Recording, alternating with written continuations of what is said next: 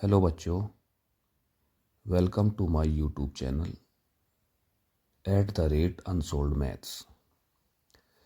बच्चों, UP board का maths का अनसोल्ड पेपर का 5वां सेट हमने शुरू कराया था, जिसका संकेतांक है 822 EA। और इस सेट के हमने 21 क्वेश्चन पिछली वीडियो में हल करा दिए थे। आज हम शुरू करते हैं 22वां क्वेश्चन। किन्हीं 5 भागों को हल कीजिए। इसका पहला पार्ट है निम्नलिखित सारणी से बहुलक ज्ञात कीजिए। इसमें वर्ग अंतराल दिया है, बारंबारता दी है और बहुलक हमें ज्ञात करना है।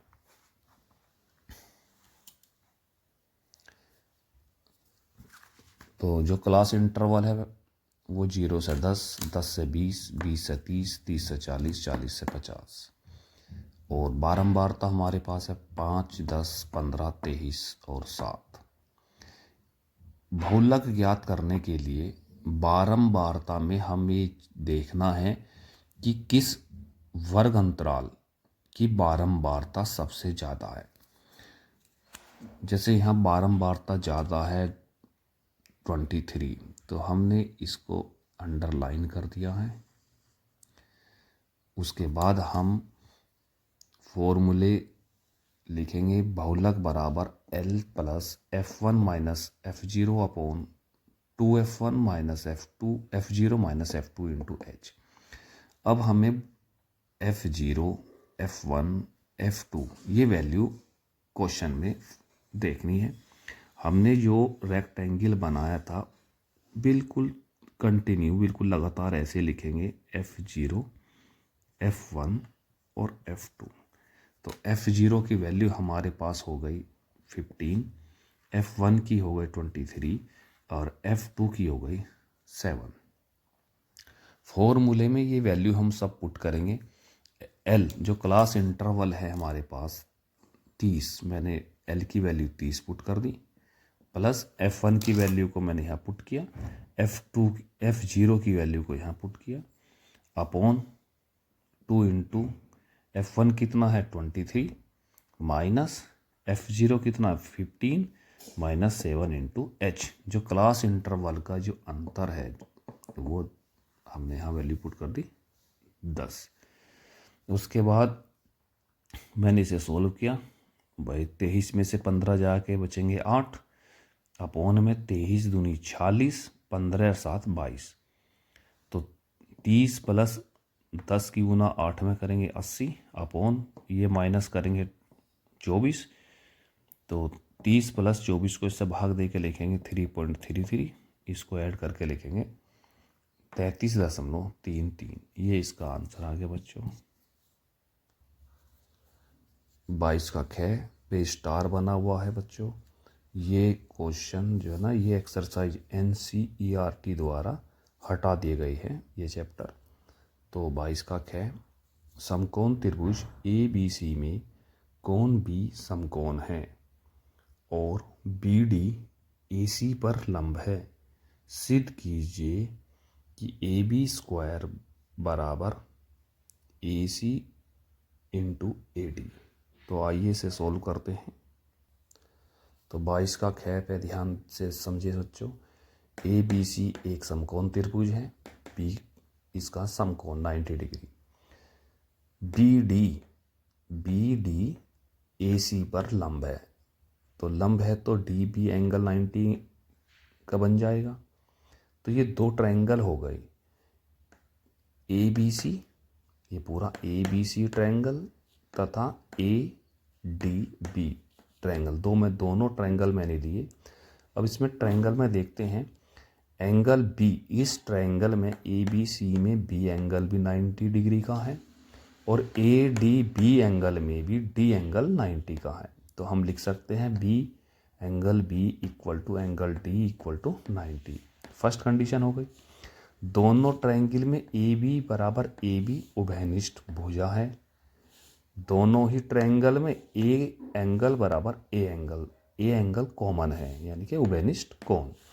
तो हम लिख सकते हैं बाई एंगल साइड एंगल से ट्रायंगल ए बी सी समरूप है ट्रायंगल ए बी डी में। इसको आगे सोल्व करने के लिए आपकी सुविधा के अनुसार मैंने दोनों ट्रायंगल को बाहर निकाल दिया अलग अलग। ए बी सी ये बना दिया और ए डी बी। अब देखो ए इधर कॉमन है तो ए इसमें भी कॉमन है, बी पे 90 है तो इधर डी पे 90 है। तो हम यहाँ पे समरूप त्रिभुज की परिभाषा को यूज करेंगे कि संगत भुजाओं का अनुपात समान होता है।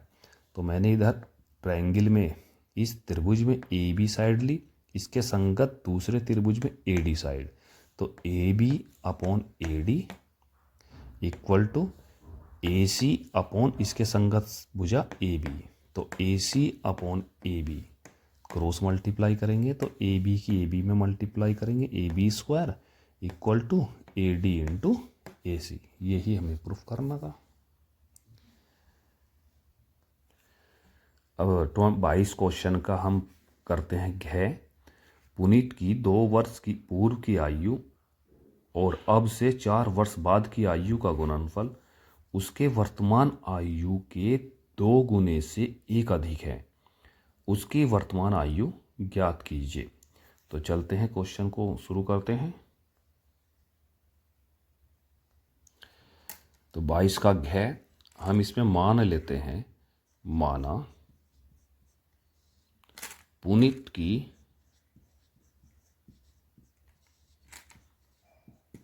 वर्तमान आयु x वर्ष,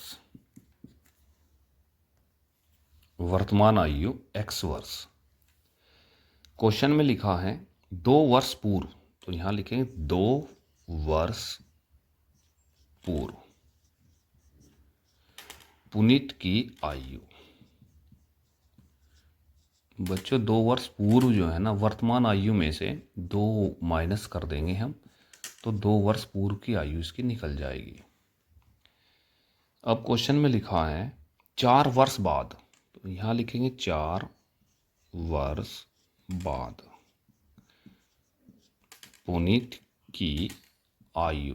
तो वर्तमान जो भी आयु है x प्लस के 4 वर्ष। अब प्रश्नानुसार लिखेंगे,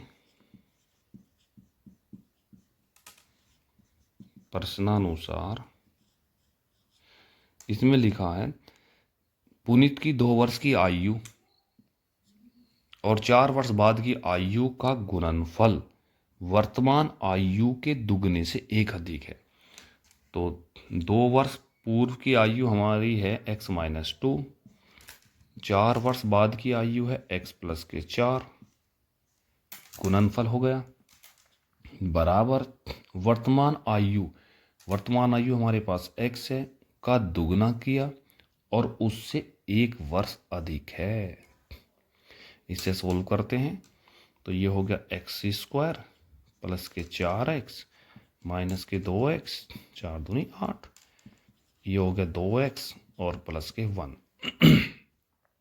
इसको भी इधर ले आइए, x स्क्वायर ये घट के बचेगा 2x माइनस 8 माइनस के 2x minus 1 equal to 0। Minus 2x से प्लस 2x कट जाएगा, x स्क्वायर माइनस 8 और माइनस 1 माइनस 9 इक्वल टू 0। तो x स्क्वायर बराबर 9, x बराबर प्लस माइनस 3, यानी कि x बराबर की एक 3 आएगी और एक माइनस 3। माइनस में आयु नहीं होती तो हम यहाँ लिखेंगे x बराबर 3। तो इसका मतलब ये हुआ कि पुनीत की वर्तमान आयु x बराबर 3 वर्ष है।